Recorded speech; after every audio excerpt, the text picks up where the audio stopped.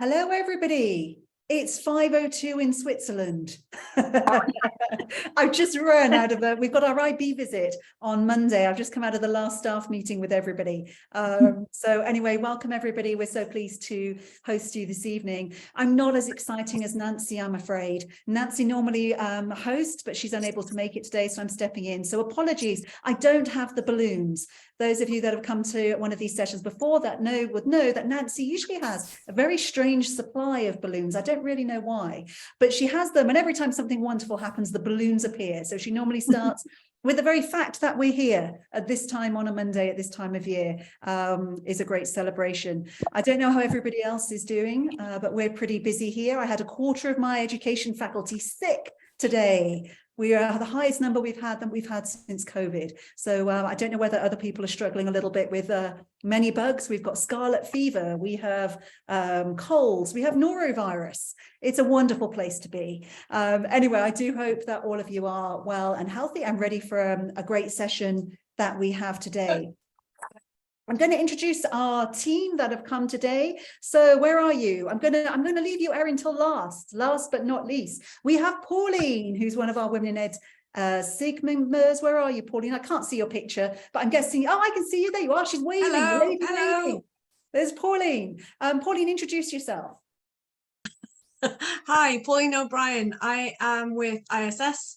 And I'm thrilled to be here today. I have a new title that I'm still getting used to, so I have to think about it.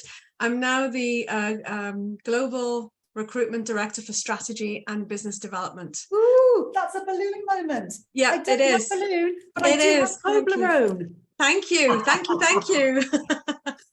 Yeah, so delighted to be with you all here today. Thank you, Pauline. Thank you. Not only that, but we also have, let me see who else is here. So we got Nevis. She's on her way. Is that right? Yes. Can you listen to me now? Yes. Are you on a train? Oh, I'm in a hotel. Right now I'm in Qatar. I was trying to connect. I've had a couple of problems, and finally, I think I'm in the right place. So that should be okay. Good. Bravo. That's a balloon moment just for making it online. I'm so pleased that you made it. Yeah, I'm so sorry. I've been well, anyway, I'm here, and that's what's important. So before I introduce Erin, who's going to lead the session for us today, Cam is here. So Cam, are you going to do a little wave? Hello. Hi, everybody.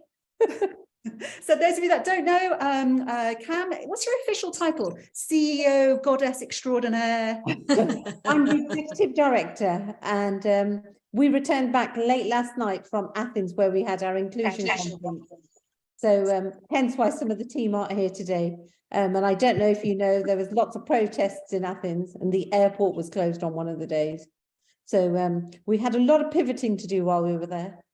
But it's great to follow you everywhere. When we were in London for the whichever one that was, the one of the conferences, that also was train strikes. Yes, I think it's a global thing. Thank you. It is. I don't think it's your fault. It's okay.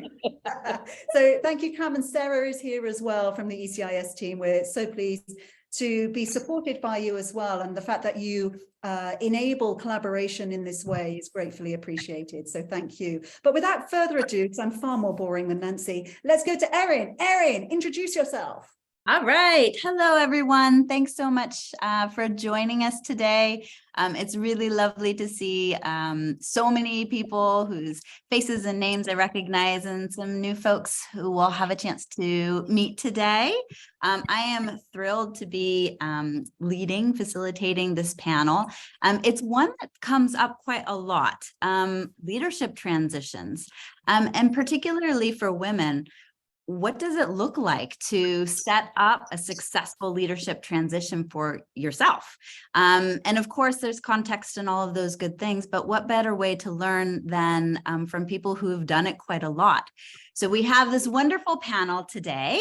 And actually, we've got one other member of our SIG group who wasn't able to join us today because of the train strikes. Proserpina would normally have been here, but unfortunately she got caught up in the train strikes and is in a circumstance where it would be a little bit too difficult for her to join the call. And Nancy, of course, would normally be here, but she's off this evening. I'm going to go ahead actually and stop sharing the screen so that we can all see one another, because it's nice to see each other. If you are in a place where you can put on your video, that would be great. If not, and you're not in a video kind of place, that's absolutely fine as well. But we're going to go ahead and get started with the panel. And since Proserpina can't join us today, Cam, of course, she's always willing and ready. So she is going to step in and provide some of her thoughts and her advice as well. And some of you may be currently looking at a leadership transition, or it might be coming up in the near future for you, something that you're thinking about. So as you listen to reflections, also think about questions that you might want to ask when we get towards the end. All right, so without further ado, we're going to jump into our first question for today, which is something that oftentimes... Sorry, Erin, yes, can I quickly interrupt? If anyone just had a message from Joe. Warren Hi, Marshall. Joe. Hi, sorry, Erin. If anyone just had a message from Warren Marshall, please ignore it. We've got a spammer. I've just kicked him out of the meeting. Okay, So thanks. ignore that Thank you, message. Joe. Thank you, Joe. Always taking care of us. Appreciate that. And Joe's going to be in the background as well, helping us with all kinds of things. And hopefully we don't have anybody else that is trying to break into our call. Right. So first thing, you've been on this job hunt. You know, it takes a lot to try to find that new position. You finally get the offer. You're ready to go. You're ready to sign, but you need to negotiate your contract. And that's something that women in particular, but not just women, find challenging. And so we're going to open up with that contract negotiation. What are some of the things that you should maybe be looking for in your contract? What are some of the things, especially if you're considering international moves, that you might want to say, hey, I would like for this to be considered? And how do you actually even go about negotiating your contract in the first place? So who better to start with but a recruitment specialist? So Pauline, I am going to kick it over to you to share some words of wisdom. Thanks so much. Yeah, it's one of those things that we all kind of screech a little, isn't it? When we're great at giving advice to our co-workers and to our friends and to our family about what they should do. But when we actually have to do it ourselves, it's a different story. So I wrote some notes down so that I wouldn't forget. So I'm just going to kind of run through those, and please other panels jump in if I forget anything. But it's one of the most important aspects of any contract negotiation is to research comparable salaries and benefits. We've looked at, the CIS data on the gender gap in pay. So we really need to understand what has been paid for this role formally, like what has maybe a male counterpart received for this role. So to really get some idea of what is the salary that has been offered in the position that you're going for, and ensure that compensation package is commensurate with your qualifications and experience. On average, women have more teaching experience than men. That came out of that data set from CIS as well. And men are being paid more for 1.5 more leadership years of experience than women. So we want to make sure that we're looking at that. Responsibilities and expectations. Ensure that the contract clearly outlines your responsibilities and expectations, including any performance metrics or evaluation criteria. So making that's really, and that'll help both parties really have a clear understanding of the expectations for the position. Professional development, negotiate for opportunities for professional development, including conferences, workshops, training programs. This will not only help you stay up to date on the latest educational trends, but also demonstrate your commitment to ongoing learning and growth. And think about adding some funding for a professional coach. We're seeing this more and more in international schools now, that we want someone who can help us, just maybe a sparring partner or a mentor who's going to help us. And there are lots of people out there, and we're seeing that more in contracts as well. Work-life balance. This has become so incredibly important since the pandemic. I think we've all realized that we women just think we can do it all the time, right? So negotiating for a reasonable work-life balance is really, really important. And this is a note to all you wonderful school leaders out there. You're always on. You're always on. So really making a point of saying, you know, there has to be some balance. Of course, if there's an emergency at school, you're going to jump in, but it shouldn't be the expectation that you can't switch off at some point as well. Job security is important. So, you know, looking at the provisions like, you know, notice periods or severance pay and a termination clause. Now, I know you're beginning a contract, right? So this might sound a little counterproductive to be thinking about the end of a contract, but often because we're so enthusiastic about getting the job, you know, and then if we negotiate the salary that we wanted or the conditions we wanted, we're really excited about that, and we forget and neglect to look at this clause as well. So really make sure that you understand, you know, what you can do to protect yourself in the event of an unexpected job loss or termination. I think, you know, yeah, that's for now. How does that sound for now? Is that enough, Erin? Do you want more? That is super helpful. And you ran through those points as if it's things. I did have a follow-up question that I wonder if other people are wondering as well. Just the first thing in terms of salary, how would you suggest that we go about finding out similar pay other schools, because that might not necessarily be an easy thing to do? No, but if your school is a CIS member school, I know that your school has access to that data, and so any leadership team should be able to give you access to that data. And otherwise, I would be, you know, reaching out to peers, reaching out to your friends, and seeing if someone can provide some guidance. You know, so just it's just to give you an idea, but also part of the process. You may ask at a certain point, what are the conditions, and you know, what is the package on offer, so that then you can then go and do your negotiation and go and do your research and then fundamentally negotiate. Okay, thank you. And Sarah put in the chat that it would be a good idea to check out the mentoring platform as well as another place. But probably that word of mouth and connecting with your networks and all of that would be a good idea. And then we had another follow-up question in the chat. Bridget was wondering director's insurance. And if you know about that, could speak to that a little bit. Yeah, director's insurance, you know, it is something that people have to look at more and more these days. And I know that there are different levels of insurance for different types of, what do you call, things out of your control. And there are companies, particularly in the US, that offer this type of insurance as well. Bridget, if you have more details on that, feel free to share with the group. But yeah, director's insurance is a good point. Thank you.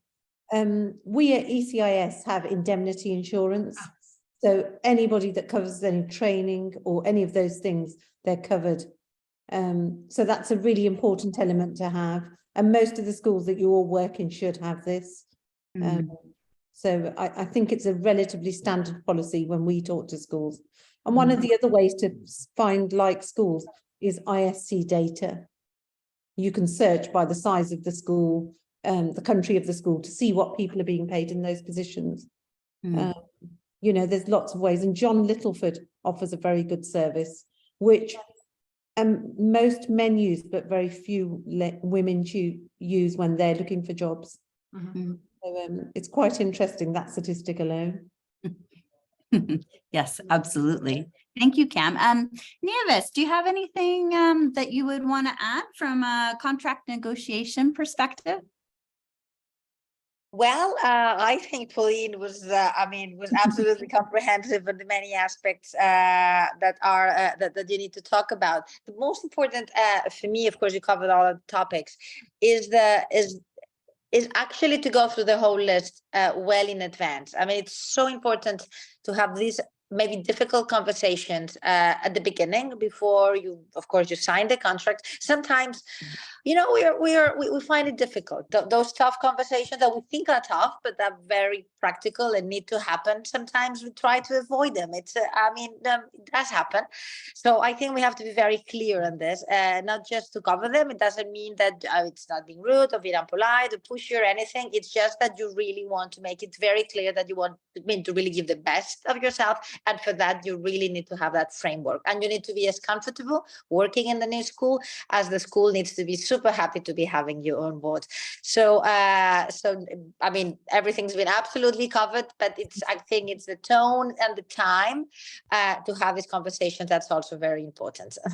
And I'm so glad that you mentioned that, because a big part of this is the communication side of things, right? And the cultural communication that comes with it. So I suppose one thing to think about is your own cultural communication style, and how comfortable you are with having that somewhat direct conversation, and also with the person that you're going to be working with, right? And whether you have similar cultural communication styles or they're a bit different is maybe something to think about as you go into contract negotiations. Yeah, well, thank you for that. So let's roll on. So you've got the contract, all is good to go. Now you're looking at the actual transition itself.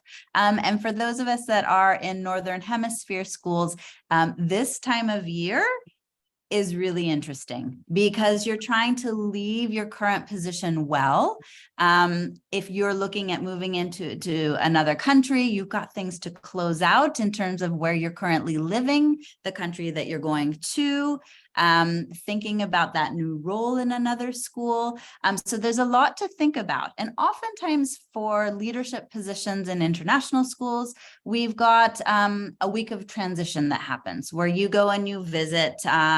So how do we set up those transition visits? And also, what kind of documents that would you want to be looking for ahead of time? All that background kind of information to set you up well when your position actually starts. So Liz, if we turn to you first, what are some tips that you have for setting up that transition visit and being in this interesting in-between time?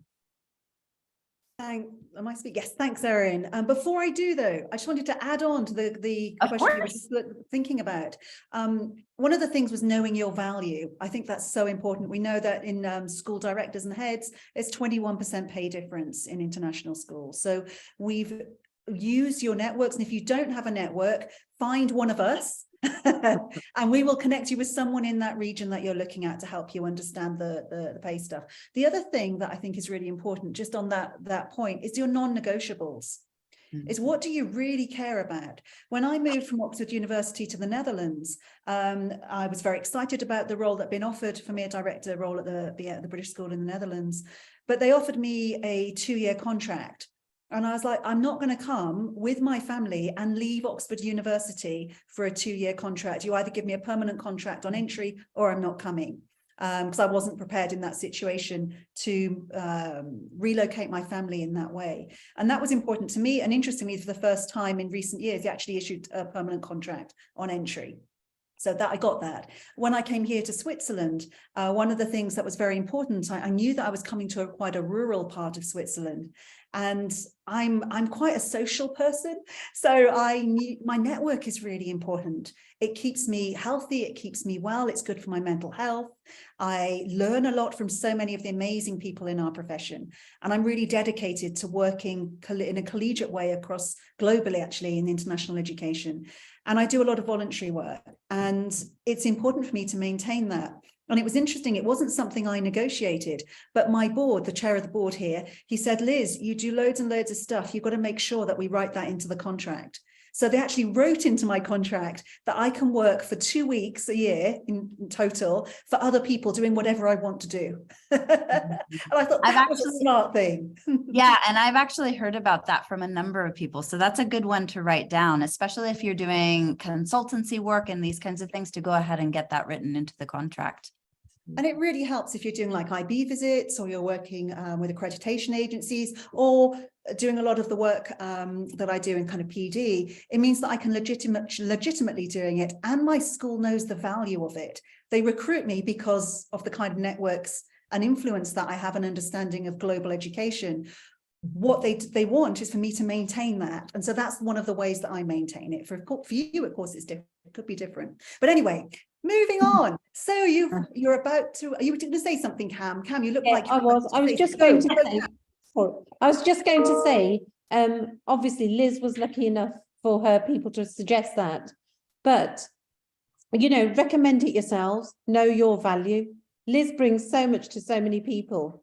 Really, that should be a standard thing where wherever you go to work, they will say, actually, you can have 2 weeks to do this voluntary. And lots of organizations are doing that. You know, IT organizations are doing it, PwC are doing it. So again, it's knowing your value and thinking, globally, I can bring these things. One other thing, I had a follow-on question for you, Liz, because I've had the great pleasure of meeting your children. So when you moved to Switzerland, where it was smaller, did you have to consider what they needed too? And I've also had this conversation with Erin when she moved to Atlanta. So how did you work that out, what the children need? It was terrible, if I'm honest. It was absolutely awful. My children at that time, I think they're 9 and 12, so I have to do some calculations here. So they were 7 and 9 when we moved here. And before that, they were 4 and 6 when we moved to the Netherlands. My children identify as Dutch. Okay. having grown up, well, they're Welsh, they're British, and they're Dutch. So when we made the decision to leave the Netherlands, we involved the children in that process, not in a way that wanted to scare them, but when we knew it was a realistic potential, we talked to them about it. So we were really open with them, saying that this could happen. We knew we had to leave the Netherlands because of the tax situation there by a certain point. So our children knew that there wasn't that shock element. But we did all the usual. We did the Google Earth, we looked at all that kind of stuff. But my daughter really, really struggled. We started to notice at that age that actually she was starting to like scratch herself. So early stages of self-harm, not consciously, but unconsciously. And we knew that this would be a great move for us because the school is a wonderful community school and roots matter. I want my children rooted, but I also want them to reach for the stars in international education. So I knew that the long-term benefit would outweigh the short-term situation. But I also knew that I wasn't necessarily the person that could help her through that process. So I spoke to some professionals in working with children in global transition, and we found a play-based therapist to work with my daughter so that she had a safe space where she could express how she was feeling without the weight of upsetting us as parents because we're all excited or not feeling in control of the world around her. So that was tough. And when we came here, it was about 6 months that she hated everything, absolutely everything, you know, mountains. Oh, she likes flat landscape, you know, it just went on and on and on. But we knew, I knew with my husband that in our family, this would be right for him, although actually moving to Switzerland was tougher than we imagined. We knew over time it would be right for our kids, but we had to put in place the mechanisms to allow them to settle. And I have to say, coming in as a director in a small school when you have your children here as well, is also making it a safe space for them, you know, because everybody watches every single thing that they do. It's like, oh, you're the director's child, you know, that kind of thing. So we had to work hard on that. And it was not easy. But now I can't get them out the building. I was saying I was coming on here tonight. I was like, because we live 20 minutes away, and I was like, you can go home with Daddy. They're like, no, we want to stay. And actually, Cam, they said they knew you were going to be here. They're like, we're invited. So they think anything that Cam is at, they have a personal invitation. So it was tough to get that right. And we all know that the success of international living, doesn't matter what profession you're in, is, again, you've got to get it right for you professionally. You've got to get it right for your partner. You know, what are they going to do when you move? And often they're coming, if you're moving internationally, it's on your contract. So they may not have a work permit. You know, if you come here to Switzerland, you don't have a work permit on entry. You can get one, but it takes time. And so what are they going to do? As you hit, we're talking Northern Hemisphere, you arrive in August and or July, August, all the chaos of that. The school year starts, you're settling children if you have children. Your partner is then full on into the job. You know, I was full on into what I needed to do for the school. And then the winter hits. You know, the nights are long, the days are shorter, it's dark, it's cold.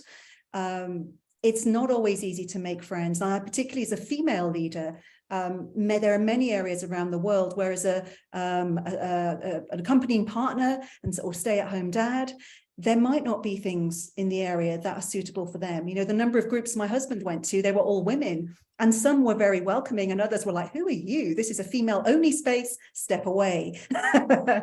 So I think really planning that out over the long term is important. Just like you plan out your role systematically, is do that for your children and with your children and with your partner as well. And you're in for the long haul. Although it's interesting, I was just looking at what's the average tenure of an international head internationally, and they say it's 3.7 years. So that's exhausting. I think I'm 3.7 years now. I feel like I've only just got to grips with the role. So the thought of doing it again, it's huge, isn't it? It's every facet of your life. Yeah, thank you, Liz. That was a really good overview, and thank you for sharing from that personal point of view. That's okay. And then going on to the other practical things. I know I'm hogging the space here. What was the other question, Erin? You asked me something else I haven't answered. I haven't actually answered your question. You started to get to it. So, you know, thinking about a transition visit, right? Whether you're going into a director position, not everybody on the call is also necessarily going into a director visit. So just thinking about leadership transitions in general, when you're in between the two jobs, yes, what are the kinds of things that you want from your new place of employment? Whether that's sort of meetings, it could be a transition visit where you're actually going to go visit. How do you want to, what are some tips to set that up really well? Okay, first thing is you need all the paperwork, because you need that institutional knowledge. So you need all previous accreditation visits, you need school development plans, basically get them to share everything with you. But you're not going to read it all straight away. And even if you do, you won't have the context to understand it. So have it and park it. Just let it be. The most important thing that you can't capture once a person has gone is what their lived experience was in the school. So the person you're replacing, or the role or the team that you're going into, and try to capture that. So find time with those people. And it's really hard because it's also coming to the end of their tenure, and they're often exhausted, like we all are as we get to later in the year, and they're busy trying to move forward. So having dedicated time where you just ask them to talk about what's worked well in their department or whatever area they're working in. And one of the things I found most valuable more than anything else is I said, tell me about the team. Tell me what are the strengths of each person that you work with? What are the things they find really challenging? How have you adapted as a leader to be able to get the best out of that team? And what are the biggest challenges? Because once that person has left, it's very difficult to get that knowledge. And even now, you know, I'm 3.5 years into my current role, and I'm still referencing that in my brain, that information about a member of staff. I'm like, okay, I've clocked that they've done this in the past, or they've got this interest. I think capturing as a baseline what the community feels about the school, whether that's the team that you're working with or it's a whole school role, is, and it's just 2 questions that I ask. I was like, what's great about the school and why? And what does the school need to develop and why? That's it. I ask every single person that I meet or I'm in contact with, and I kept it all. And it's amazing, even now, 3.5 years, and we've been CIS, we've got IB next week, you know, all that stuff going on. Is it still the same in some ways? Our staff know our school really well, and the team you're going into will know their school really well. So use the knowledge around you, but try and capture them. If you're replacing somebody, is try and get that time whilst also being respectful of the fact that it's hard. It's a grieving process as well to let go of a role, and to find a way that all their time, you know, all those late nights, that really hard work, is you want their legacy to continue. And in education, we're passing the baton on, aren't we? I'm preparing now for my successor. And I want them, all the work that we've done, I want them to build on it. I don't want them to have to go 10 steps back to go forward. So try to build a relationship with them. But obviously that's not always possible. Not always. Yeah, of course, it's dependent on context, right? But ideally, we want the succession planning as well as ourselves looking forward. Pauline, is there anything that you would like to add? Sure. I mean, Liz said you'll get all the documentations that you can, and I would say focus particularly on strategic plan and budget. We get to hear a lot about a strategic plan during an interview process, and it's usually about the dreams and wishes and, you know, what has to happen in the immediate future. But if we don't see those documentations, we don't really know what the school's priorities have been, what their goals have been, but more importantly, the financial resources behind them.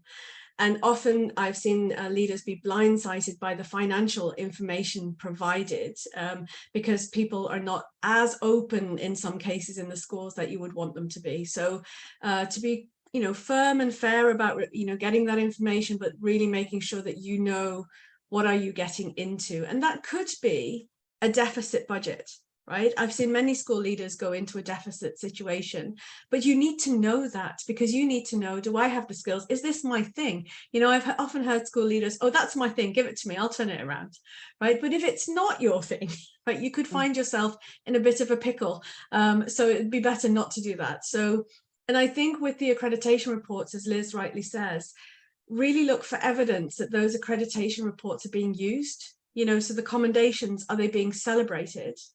And the recommendations, are they being implemented as part of the strategic plan or the forward thinking plan?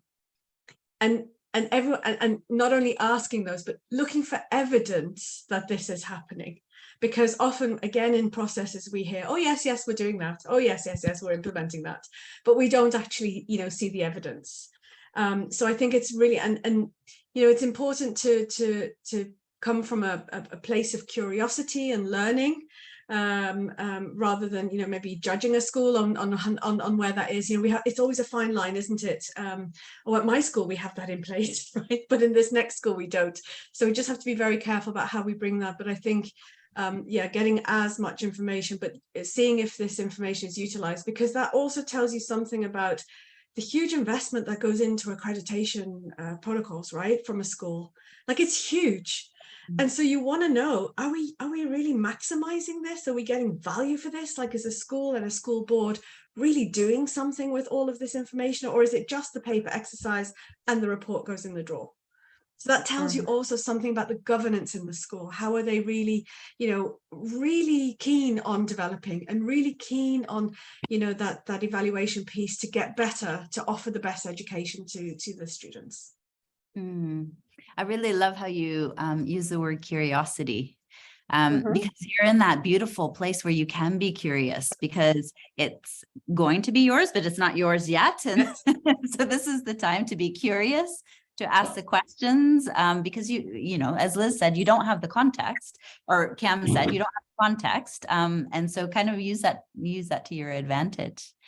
Nieves or Cam, do you have anything else that you would like to add on? I would, now that we're referring to curiosity, and I would say my biggest piece of advice would be never lose that curiosity and always have questions.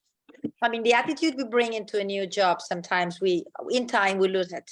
And I think that learners kind of mindset, because we have pretty much a learner's mindset when we are kind of, you know, oh, I'm so sorry about that. I was flown from the, oh, I'm sorry. Can you see me now? Yep. Okay, okay. So not losing that learner's attitude, I think, is so important. And if possible, you were mentioning about getting all the institutional knowledge from a school, paperwork, accreditations, budgets, etc. But if at all possible, going into the soul, I mean, into the soul of the community knowledge. I mean, getting the opportunity to talk to, of course, students, the team, and families, but trying to understand how the community feels about the change you're about to bring in, because of course new leadership always brings in change. There is an identity into that new leadership. There's things you will want to accomplish. You want to have your footprint while being very respectful of the work that was done. I agree with everything that's been said. Sometimes we have this idea of coming in and kind of trying to, you know, reinvent the wheel, as we say. So I think that's terrible. There is a huge loss of time and energy, and in going into that, and that shouldn't be done. It should be, you have to build on whatever was done before, be respectful of that job while understanding what worked and what didn't. So it's always an opportunity for growth. I think new leadership coming into a school, it's an opportunity for growth for the school. Also to embed that attitude. If you're a learner, you want to be working in a learning organization. So that's something that you bring in, that the kind of fresh air that doesn't need to be frightening. We know leadership changes sometimes frighten the team, because you don't know what's going to happen, whether you'll be in the same place. I mean, your team, they might be frightened. So I feel that giving that, having those very honest conversations about, you've heard what you were what your expectations were. Your team needs to listen from you what your expectations about them are, and what your ambitions for the school are, and how positive that is, and how you're going to co-create this with the whole of the community. Those are kind of, some homework for the first, say, 60 days. Yeah. And that idea of the soul, what I was thinking when Liz was talking about, get to know what went well for the leader, so that you have this sense of all the things that are in between the paperwork. It's that quote unquote like hidden curriculum type of thing, all of the context clues about the place and the people that you're not going to pick up from the documents. The documents, of course, are incredibly important, but the essence of the place is also so important to get to know. Cam, do you have anything else you want to share? No, I think everybody's rounded that off marvelously. I just think as leaders, we have to be aware of the culture that we bring to the workplaces we go. And there'll be a cultural shift. But I always say it has to be about the work and not the people. So all the wonderful things that Liz is doing in her school, they should live on regardless of whoever comes in as a leader. And I think that's the best we can hope for. Because I speak to lots of school and they say, well, when I was the head there, this and this happened. And I said, so when you walked out the door, that left with you, that shouldn't have happened. It should have been embedded in the staff and how everyone feels. And I think that's the key, really. Yeah, that there's a trajectory for the school, and we're there to help it along and to help with as Nive said, the growth and looking for the opportunities. So here's the next question. It gets back to what Cam was asking Liz about a little bit earlier. Settling in to the new position, you've got your personal life to think about, as well as the professional side of things. And so, Liz kicked off with some ideas, but Nieves, are there some things that you would say we should think about on both the personal side and the professional side as you're thinking about, your whole life is about to change? Whether you're in the same country, but also if you're moving to an entirely new country, what are the kinds of things to consider? Before moving, you're saying, no, before getting there. Before moving, and also like once you are there. Yeah, so that you can settle into the job, like all those other things that you have to take care of. Well, I think most of them have been mentioned. Of course, I wouldn't see a disconnect between the personal and the professional life. They just come in so together. And sometimes in our heads, we try to say, well, everything impacts the other side. And we are in education and we know this better than anyone, probably. We can say this. So if we have an emotional balance, we need to take care of ourselves, something that we don't always do very well.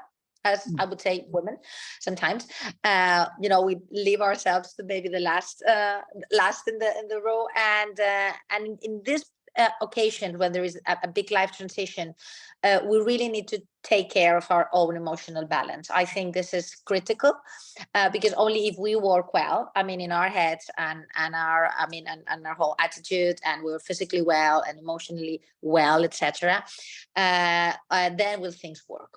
Things will work for our family, and things will work for a new team, and also we'll be doing things. Something that's I think very important is how we feel about the job we're leaving. Because that's kind of our part of a legacy, and that's part of the positive, and that's part of our career forever, of course. So that we do that piece well. Sometimes I feel we think, of course we are, our heads turn to the new job for sure. There's the excitement that's the new step in our lives. But I think it's so important to close well the work we were doing before, for our students, for our team, for the school, for it to continue growing. So as much as it's possible, do that closing properly, and then of course get all the excitement and show that you are passionate about your job. You probably have during the interview, because that's what was one of the reasons why they hired you, because you're passionate about an exciting opportunity in your career, in which you think that you're going to have a positive and exciting impact in your students first, always, and then of course in your team and the community and the families, etc. If there is going to be a cultural change, then things are much more complicated, and we should not subestimate that. We have our own paradigms, our own references, we come from a place, we have our own background of ideas. So I think we have to be very cautious in trying to really understand the new culture and learn from it, and try also to make, I mean, that it helps us have that richer perspective about the job, about the school, about the community you're serving, etc. So I think you have to have a very open mind going into a new job in all dimensions, because things will probably be very different from the job you're leaving, and they will always have to be, because every school is different. Even if they are one around the corner to the other one, they will be different. So let alone if you're changing countries and then if you're changing cultures. So that's so open-mindedness is, I think, and that actually relates to the questions and to the curiosity and the learner's attitude, etc. And ask all the questions every time, all the time, to everyone. Ask questions. I think that whoever is going to recruit you and the team who's going to work with you, they will happily receive those questions. And an attitude of "I know things, I've done this before" is the wrong one, of course. We know. So I don't know if I'm answering your question there, because it jumped from one thing to the other. But I think it's this whole attitude thing, and how you are embracing that change yourself in your personal and professional life will definitely reflect on the work you're living and the work you're about to embark in. Yeah, it's certainly complex. So Pauline, if we're thinking about that international move, what are some things that you suggest that folks think about? Just listening to my colleagues here, I'm thinking about, being your authentic self. You've been hired for a reason. So even if you're going somewhere new, you don't need to reinvent yourself. Yes, we have the opportunity to do things better than we did in our last position, or learn from those, right? And we won't make the same mistakes again. But I think you've been hired for a reason. So that's the first thing. And I think be calm and confident that your abilities are going to bring you, where you need to be. There's a book, I think, what is it, the first 90 days, and you attack the low-hanging fruit to build that confidence and to build that security within your role, to kind of get you going, so that people can see that you can shine and people can see your magic. I think that's the first thing, just to kind of breathe, and get into the role and give yourself time. Now, I've heard many people saying, oh yes, the first year I just listen and learn. I get a little worried when I hear it's going to take a whole year for somebody to listen and learn. I think you do, but as you go, I think there are decisions you can take. You can move things along without doing any drastic change. And then going internationally, some of the things have been mentioned already, but I think get some buddies where you're going, right? Who can tell you and maybe give you a list of the supermarket stores. It's just been in the chat there, I saw. Get somebody who can help you with the things that you would typically buy in a supermarket, that they can show you. These are one of the things that I ask school boards to organize for candidates that we work with, is that somebody actually takes someone to the supermarket during the finalist visits, that they go to see homes that they potentially might look in, during a finalist visit, that they can see the sports clubs and the dancing clubs and whatever all the clubs are, really making that explicit in the final visit. And I know I'm backtracking a little, but just some ideas for if you go there. You can also, some people say, can I bring my partner or a significant other with me on those finalist visits? Yes, please ask as part of that process. Some schools think it's quite usual to do that, others don't. So, and that was the thing I was going to say, assumptions. We women are really, well, not only women and men are great at, assuming things. So I always say, ask clarifying questions so that you're not surprised later. In terms of where you're going, how quickly will it take you to get home to a significant other in your family if you needed to? I think that's really a consideration. I think COVID brought that home to us, didn't it? It's probably one of the first things people think about these days, and what does this mean to us? Can we is it one flight enough? Is it 2 flights? If you're not a natural language learner, and you are expected to be picking up some of the language where you go in the new country, is that realistic? Are you really going to be able to do it? Is that where your competencies and skills lie? Is your effort going to be enough? Because sometimes I see lots of expectations around that, where people fail and therefore they don't shine, right? And these are all the things that they don't then like about the new position. And I think Liz went into the family piece really well, you know, about all the different considerations there. I think it's looking to see, can your family or whoever is going with you thrive as well as you are? Because you're going to be full in, aren't you, in this new job? And that's what we all just jump in the beginning, and we go, and we don't always take the time, you know, for all the things outside of school. So I think really being mindful of that. Thinking about simple things, your commute, you know, often people say, I want to live right beside the school, but then they never get any peace from anyone in the school, right? Because they might be on a compound, and that might not suit you, right? But then if you live in the beautiful countryside 45 minutes away, and you're on the main traffic road to school every day, what does that mean for you? Now, I know this is really, really basic stuff, but it is the stuff that we can sometimes miss when we're in the euphoria of actually being given the job. We forget all these practical things. So, you know, it's what, with the quality of life that you want to create for yourself, you know, what is your social life? What does that need to look like? And how do you create the space to be able to do that? And it is, I love that you said euphoria. It is, because you're at this place, and then you sort of lose track of all of these things that right now in this very logical place we can all remember. But in the moment, sometimes we forget those things. And actually, if I loop back all the way to the beginning with the contract negotiations, one thing that I've learned over time is around your relocation.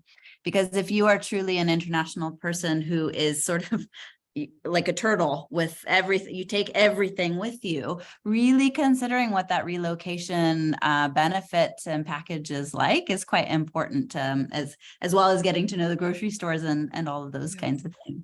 Cam, did you want to share something? Yes, I'm going to try to share some slides. So this is something that Shireen Ali Khan, who is the legend on the call at the moment, and I worked on it a while ago. So just bear with me while I just share my screen.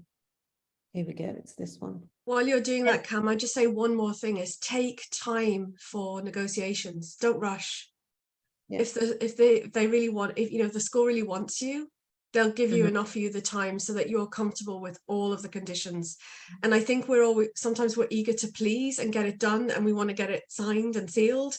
And then afterwards we're disappointed because we haven't thought of some of the things that we could have put in a contract. Okay, Cam, over to you. Very good point. So Shireen and I have discussed this extensively before. When you get somewhere, you know, we need time, we need space, we need resources. You know, there's a PD element, networking opportunities. The coaching and the mentoring support is really important, even if it's for simple things like when we have children of the same age, where do you go? Where's your doctors? Where's your pediatrician? And also the self-care part is really huge. And I think for women, this is always a really difficult one, because we're caring for our families, we're caring for all the people in our schools. And this is something that's been highlighted a lot. And Shireen and I have often talked about this. And I've also talked to Cynthia Robertson, and she talks about this within her job role. The next slide I just wanted to share. Also, if you're one of the only women in a leadership team, you know, these are things that you might have to think about too. They're going to see you as the token person. You know, they needed a woman at the moment. You'll be considered the expert. You'll be considered the police. You know, are you going to be everyone's moral compass because you're a bit different? You know, so this is diversity, obviously the diversity that women bring.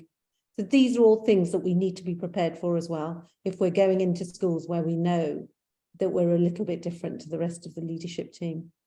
You know, so be prepared as well for some of the tough things that might come with all the euphoria, because we all have that. We think this is brilliant. This is the job I really wanted. But let's think about the whole journey for us, for our children and our families. Absolutely. And the challenges that you might be facing as well.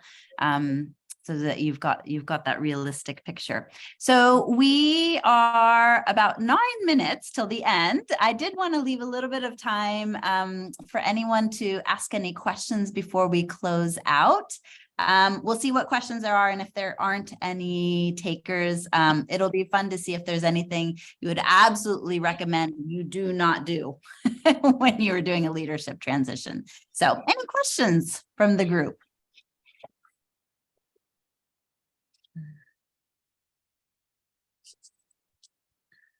They've all got it. Oh, wow. We must work with these guys again. Or they're stunned.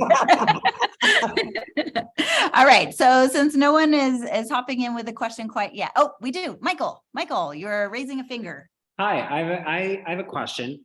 I'm wondering if you could speak to some of the experiences of moving up like internally and then moving from one school to another, and like some of the challenges, some of the everything. Tell me it all. Wow, Michael, that's a big question.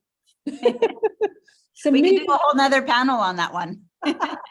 So moving internally in an organization, who's done that? Neves, have you done that a lot? Because I know you're running Liz. many schools now. And Liz, yeah.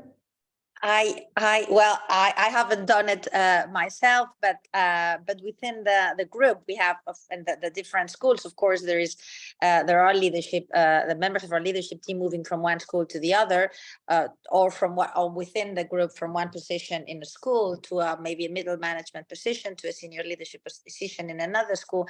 And I wouldn't say, of course, in some ways they're easier, but in others they're more difficult, I would say. You would say, of course, the organization, its culture, etc. But then you might not realize to what extent what I was saying before, even within the same group, schools tend to be very different because of their background, because their community they're serving, etc. So we might be bringing in some ideas which might not just be totally correct. So I would say, again, I think most of the things we've talked about would apply. And I would take those changes exactly the same way as if we were moving into a different place. Being as cautious, of course, you have more support because you know other colleagues in that new space, probably because you worked with them before. So some things are simpler. But the whole thorough process we have mentioned, going through all these logistical details, what are the expectations? It's everything we talked about. I think would apply. Because if not, you might be starting on a faux pas. So it's kind of it can be misleading sometimes to think, I'm just moving within the same group. So that's fine. So I kind of know the whole thing. Don't take anything for granted. I think it's always very good to go through the whole process.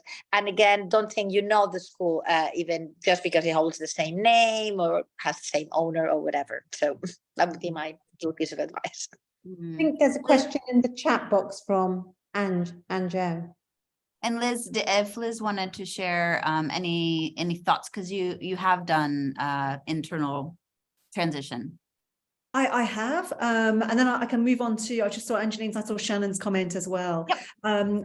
When I've moved internally, one of the things that I've learned, and when I now do this with staff within my own organizations, is that often they're so excited and so grateful to being asked, they say yes, and it's all wonderful.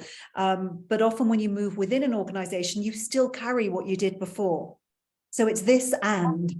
It's like, oh, you're really good at that. I mean, I have to be very conscious of it. Oh, you're so great at trips paperwork. You so want to be the trips coordinator. and having being mindful of yourself if you're leading teams, and also encouraging others to say, okay, if I do this, what am I not going to do? So that's my top tip if you're going internal, because it really hits people with internal appointments. Shannon. This is, we have the SIG speakers here today, but lots of the other events have different types of feel as well. And Twitter, there's lots of early career and early leadership networks as well. So just send us a message and we can connect you with them. Angeline, great question. Can I just answer this? Because I just did this. I had appointed a head of primary recently. I had 64 applications, and shortlisted 14, longlisted 14, shortlisted 3, and brought them all out to the school and their families as well. We actually flew out their children and partners because we wanted them to know what this school was. We're a community school, and it's important they know the environment. All 3 were women in the final candidates. It just happened to land that way, which obviously I was particularly delighted with, which meant that one of them I appointed, which was great, but 2 I didn't, which is not so great, although it is great because they are brilliant and they're incredibly talented. And what I think is really important is you're not always going to get the role that you apply for, but it's part of your journey and part of your learning. And that's the really important key. So I've made time for both of those candidates actually that didn't. I've gone back to them, I wrote to them personally and really highlighted what we valued about them, what we could see from what they were able to demonstrate to us. and I've left it as an open invitation to give feedback if it's helpful to them. And both of them took me up on it. So I think try and use it as a learning experience. And you could be brilliant at a particular thing, but the school might be looking for something else. So it's not a reflection of who you are as a person. It's just a reflection about your fit in that moment. And interestingly, I just appointed this week a German teacher who I interviewed 2 years ago, who was brilliant, but came in second on our list. A role came up. I remembered her. I contacted her and just said, this role's come up. It might be for you. And she's just signed the contract today. So you never quite know when that's going to happen. And I would say, Angeline, the other thing too, if you're supporting someone who didn't get the role, you know, I've speaking probably on behalf of all of this, the percentage of rejections when you're going in for leadership roles versus where you get accepted is very skewed. So I suppose some of it is, you know, as you're looking for different leadership transitions and kind of getting into more senior leadership roles, the rejections, they come. They definitely come. And so when you're supporting somebody with that, you know, really knowing what it is that they need. Do they want you there with them? Do they want space to begin with? And so one of the things actually that I'll oftentimes do when it comes to giving news, especially with these internal appointments, is seeing whether people want to find out by email, by phone call, or in person. Because everybody's different, and some people want that in person and some are terrified for it to happen in person and want the email so they can process and then come back to you. So really, I think when you're supporting somebody who has gotten a rejection, is find out from them, hey, what is it that you need? I can be there for you. I can give you a bit of space and then come back.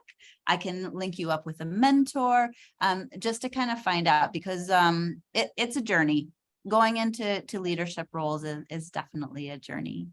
And that staff and friendships, especially for those internal appointments, is quite difficult. I'll just add one little thing before I turn it over to Liz to wrap it up. And that's, if you're looking at an internal appointment, there's a bit of knowing who you are and how you've projected yourself in the community. And there's a little bit of reinventing, because people have to see you in this other leadership role. And so really thinking what that's going to be like, and thinking about, especially if you're going from a teacher position into a formal leadership position, how that shifts and changes social dynamics, and to have those conversations with people that you're close with, I think is really quite important. All right, Liz, I'm going to put up the slides and turn it over to you to speak a little bit about mentoring program and what's coming up next. Yes, brilliant. That's what's going to happen. Thank you, Erin, and thank you for hosting us so beautifully. I feel like we could just spend hours talking about some of these things. And was it you, Michael, that just asked like the epic question? That's a whole book in its own right. So please connect with us outside of this particular group. Anything that we can help with, or any thoughts that you have that could help us, it's a collaborative endeavor. Please let us know. The mentoring platform is really interesting about what Shannon was just saying as well, about connecting with other leaders. This is through ECIS. It's free. You can just sign up. I think it's got to be, if you've got to be a member school, Cam. For the mentoring platform, Yes. yes, you do. Yes, but I think most people are anyway. So anyway, good. But it's great because you can sign up. Doesn't matter what your role is, whether you're in if you're interested in leadership, if you're in a leadership role already, or if you want to really focus on high quality teaching and learning and want to be a great practitioner. This is a great network. So you can just start looking, and it will bring somebody that has the skill set that you're looking for. Do that. Upcoming events. Yes, they're coming. Sign up for them. So we have the ECIS Leadership Conference. I will be there. There is a breakfast for women in education. I do think that Cam told me a moment ago, it's fully booked. I don't know why we're doing this, Cam. I'm not a morning person, I've already said. We are doing it. So for everybody else, if you're not booked in, it's okay, because you'll find me in the bar in the evening. Bravo. I'll be there. I'll be there too. And everyone is welcome. You don't have to drink. It's not a drinking thing, but it's just a social space. So if you can't find us at breakfast time, which quite frankly is just wrong on every level, you can join us in the evening, and I'll be there too. Basically, I'll be in for the full haul, as will the rest of the team. Yep. So come and find us. We also have other events that you'll see they're coming up now for ECIS, Women in Education, but also other SIG groups as well. There's loads of content there. Check out the website and you can see all of the events that are coming up. And next, yes. All right. Thank you. Amazing, Erin. everyone. Thank you so much for hosting us. Thank you, ECIS, as Thank you. always. Thank you, everyone who logged in. I know it's really tough at this time of year. We love you all. Yes. And we look forward to connecting shortly. Thank you, everybody. Absolutely. Thank you, Take care. panelists. Yeah, goodbye. Cheerio. Thank you. Thank Thank you you. so much.